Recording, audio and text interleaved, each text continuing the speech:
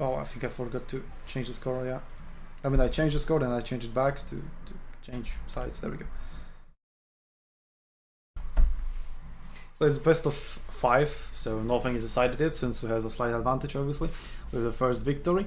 2 battles at Rubicon. Then we have Salernum. Salernum is regarded by a lot of players as the favorite map. Obviously, it varies from player to player, but Salernum is always like Love it. top 3, I top love 5. Salernum. Yeah, exactly. No, I just love Salernum. Would I call it my favorite? It would definitely be one of my favorites, but it's such a great map. You've got the open fields, you've got the city. It's the only one with a city. It's the only one with a cityscape where, you know, because of the roads everywhere, your heavy infantry gets 25% melee attack and defense buff. That is always good. You are a lot faster. And over there, when you lose, you know it's your fault. Map is big, and you're divided. You're divided. If you lose the city, your middle team, whatever you want in the middle, you have to sacrifice that and go back. If you won at the bottom, you have to decide, are you gonna risk it and rush to the enemy base, or are you gonna go back to defend your middle? It's those mind games. It's those in-game mind games. That's the decision making. That's where the strategy comes in, and that's where you call the shots. That's where the team captains are tested. Yep, Team SUNTZU is joining in. Zeus posted the link once they were all ready. Very good.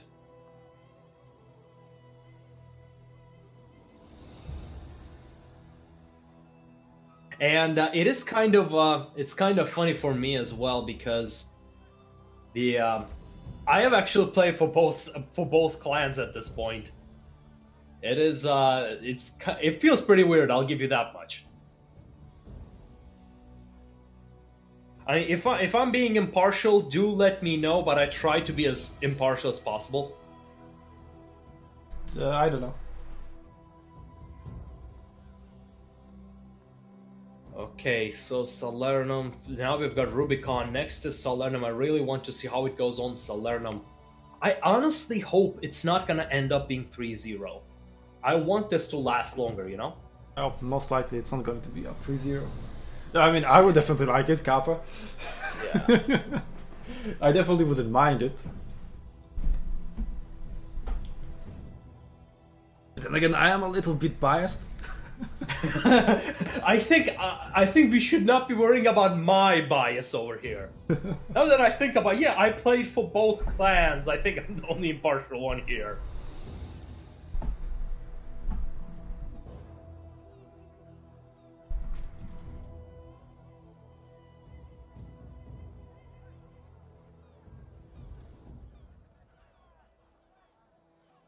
Okay, there we go. Picks are underway. Pelasgus starting with his triple arches this time.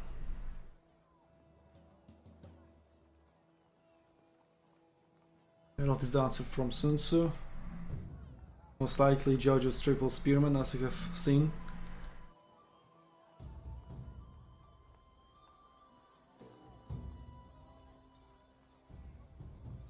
They're taking the time to think. They have 2 picks. Taking it slowly, not getting too excited. It's only 1 battle. Pardenum confirms his Grungy charges. He definitely did a very good job. Maybe not some like highlight charges, but just good, smart positioning, being there to decap when his team needed him to, and also some very good charges into Tiberius. Like he found like 60% health charge into the back of his pike phalanx. Yeah. Sadly, there was no infantry around to capitalize on it, but it just couldn't. The situation back then was a lot different, and that charge definitely bought them. That was a very good trade. Why are people talking about the Magic Gathering and Miltex now? Yeah, I wonder. For God's sake, I just mentioned it for 1 minute. That's quite long, actually. Okay, so SUNTZU is going with Pardenum on triple Grungy charges, Cure on triple Slingers. Zeus answers with Morgoth and Antimos on triple Spears on Miltiades. Yeah. Yeah. I mean, Morgoth and Antimos have been running around together, and they were putting a lot of pressure on Sun, so they had to keep pulling back with those double slinger composition. And in the end, they managed to kite properly and stop them from wrecking their slingers completely. Though Morhun got caught out in the middle of the battle. Well, not caught out, like he was just forced out.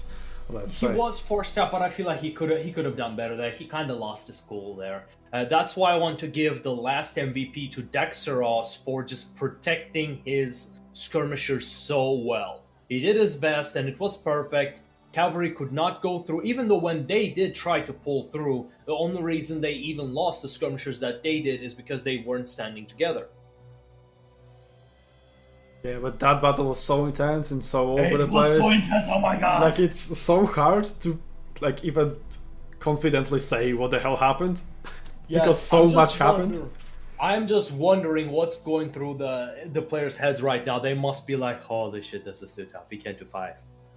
That's what I would be right now. I'd be like, I can't do this 5. It's also a test for them. Like, can they endure the stress? It's not only about skill inside the game, it's also about how team performs outside. Exactly, your stamina. After all, imagine these guys have been playing for 5 hours straight. So there's also that fatigue that is involved with that. I mean, you can hear that we are getting tired. Yeah. I mean, I have experienced it firsthand in Solving's tournaments. That tournament started at 7, or I think 7, maybe 6. And it lasted until 2 a.m. And at 2 a.m., holy crap. I mean, it's not anyone's fault. There was a lot of mishaps, let's say, that accumulated. So, yeah. That was the reason why it went so late. That's why we started so early. Like, we started at 12, and it's already 6. Exactly. So if we had started at 6, that would have been midnight by now. And we are only starting the final.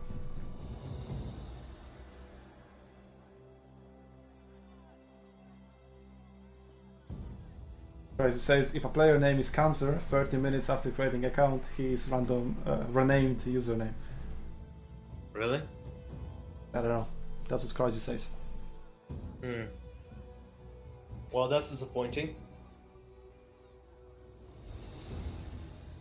I'm pretty sure that kappa indicates some trolling.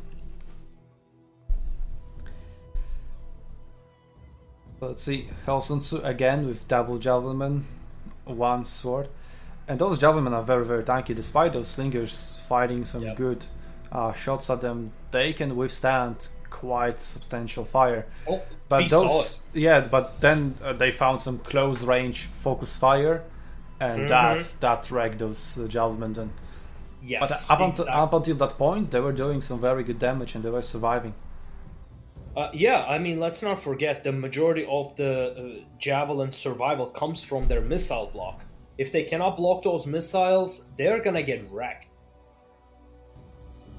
Exactly, and they don't have raised shields at tier 6. They have Hurl though, which is a good good tool to fight other range units as well. Combined with Trial by arrows, they almost have range of archers. Yep, and more than enough damage to make up for it. But I didn't see anybody but myself using it in this tournament. Maybe I just wasn't paying attention, but I'm pretty sure we didn't see it. Otherwise, we would have seen a pretty big range difference. Regardless, let's see what have we got. Morhun. Oh, Morhun is going with the barbarian archers.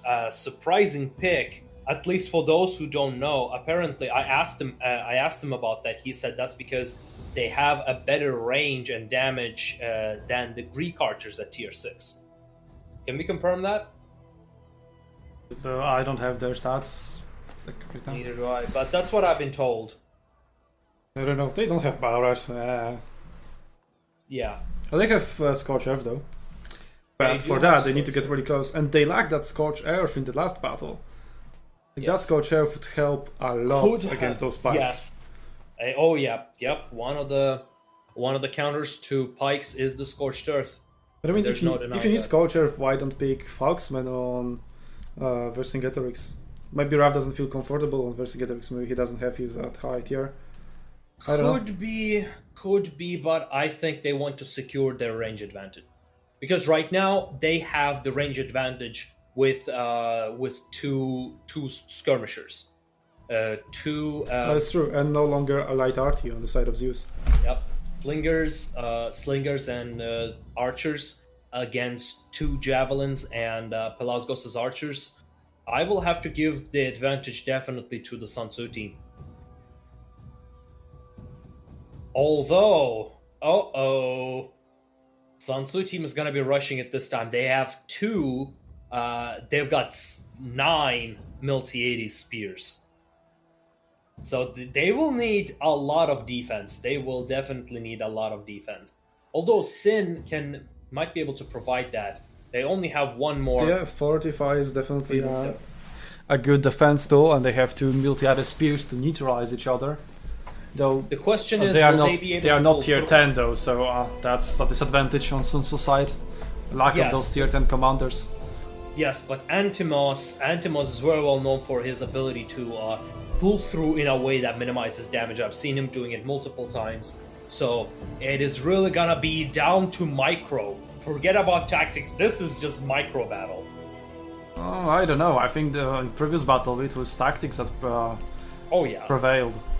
Yeah. I mean, in this battle, that position where they're gonna be protecting their skirmishers, that one's gonna be down to micro. Unless we see something surprising. That's just my prediction. Well, we are about to see. One thing I know that we are in for one hell of a fight. Exactly. The one thing we can be sure of is we're gonna be in one hell of a fight. Zeus again deploying very quickly. They know what they want to do. Oh, they know. They're Or do very they? familiar with this map. Okay, I'm pulling back my words. They don't really deploy very fast. Now they're changing. Uh-oh. They're drawing smiley faces. Hey. Oh, it's better what CA has drawn. Nobody drew a tactical penis yet? They did. Okay, good. They did draw a tactical penis into enemy base. Okay, good. I guess you can call that tactical insertion. The enemy has drawn first blood. Oh, again the same way to start a battle. Damn it, Tiberius! Get your shit together, man. Yeah, showing back to those slingers and their focus fire, despite having a 100 missile block. Oh, here it comes. 6 Multi-80 spears just YOLO rushing through middle. Everybody just rushing to the middle. This is gonna be interesting. Jojo isn't there on the position to stop them. He's turning his back. Oh, barely. That charge didn't hit really. Didn't hit home. Yep. He turned his back just in time. Jojo find a charge to seconds Morgas unit though. Nice advantage. Antimus got Sin. Oh, that's not good for Sin. Sin tried to get Pelasgus, but he failed. Now he's feared and in shallow water. He's not going to go fast. Also, tier 10 hand slows down a unit as well. That's another advantage. Jojo got routed in the middle. Has just been routed. The middle is breaking. Sin is sending his infantry to stop them. Ooh. Ravage is coming. A perfect combo of... Christ! Oh my god, look at this damage! Eiko is melting and he's still in phalanx. He can't do anything because Ravage and Dexterous launching a flanking attack. The Ravage is not protected by any spears, and there are Hell Magenta cavalry roaming around there. Oh, Hell SUNTZU just got a direct hit. Pardon is there as well. Pardon fighting Magenta back in in the back of Zeus team, finding a very good charge. Dexterous just covers the other hole. This is just like Antimos and Jojo getting equally wrecked. There's Hell SUNTZU there to provide his support with javelins, but now the javelins are focused by enemy slingers and archers. And the archers are shooting at those slingers. The slingers are managing to dodge, but Pelasgos once again is using the terrain to his advantage to block those slingers. Slingers are going around. Will he be able to dodge it? Nope. But Ravage is not fighting at all. Like, that's the problem. Yep. Maybe if they can force Tiberius into phalanx and then set that phalanx aflame with Scorch Earth, That would be a perfect combo. But Tiberius is well aware of that. Tiberius is also well known for fighting without his Dexterous balance morale. down. Oh, will he hold? He will hold. Hella got hit pretty badly, but he's still fighting. He's not gonna give this up. Tiberius Pikeman got caught out of phalanx, and Ravridge will now cut him down. The Hell Magenta is pulling through with his cavalry, straight into Morhun, and 3 units of Slinger are cure. Their range are so out of position. Dexters need to turn around and stop that cavalry. Morhun got caught once again. Maybe or of his cavalry. They're holding it. They're holding it. Those archers are pretty defensible. Hell SUNTZU just received a shot in the face. Hell Magenta is coming with another cavalry unit. Barnum is there with 1 unit of his cavalry. He needs to stop Magenta if he wants to keep his archers and slingers alive. That's only 1 unit. Hell Magenta is there with 2. The other 2 units of Barnum are on the other side. Oh, Magenta got the charge. He got the charge, but Raw Rage is intercepting that cavalry. But how are they going to intercept that other Magenta's cavalry? We do not yet know. Looks like SUNTZU is gonna go for the cap once again. Let's see if SUNTZU can have the lightning strike a second time. Boom! Pardonom hits Tiberius in the back once again. Yeah, very good charge, but he'll suffer heavily pull through damage, and there are all units around to capitalize on it. He needed to decap. They are tied down now. Coming to charge. There's nothing to protect them. This is gonna be bad. This is SUNTZU down for. This is SUNTZU down for. Cap is going very, very quick. Pardon can decap, but those slingers and archers are pinned down, and they're gone. They got rushed. They needed a lot more control. They got disoriented. They could not take out those skirmishers in time. They were all fighting those Miltiades. They got played by Sons of Zeus. They completely got played by them. Yep, they just lost a straight up melee fight at the beginning near that river.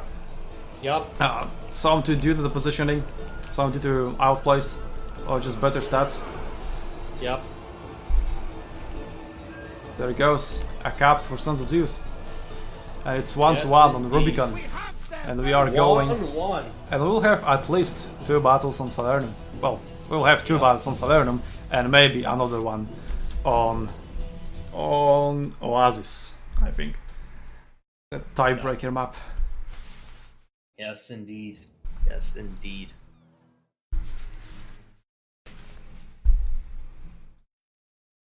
So it's not going to be a 3-0. That's for sure.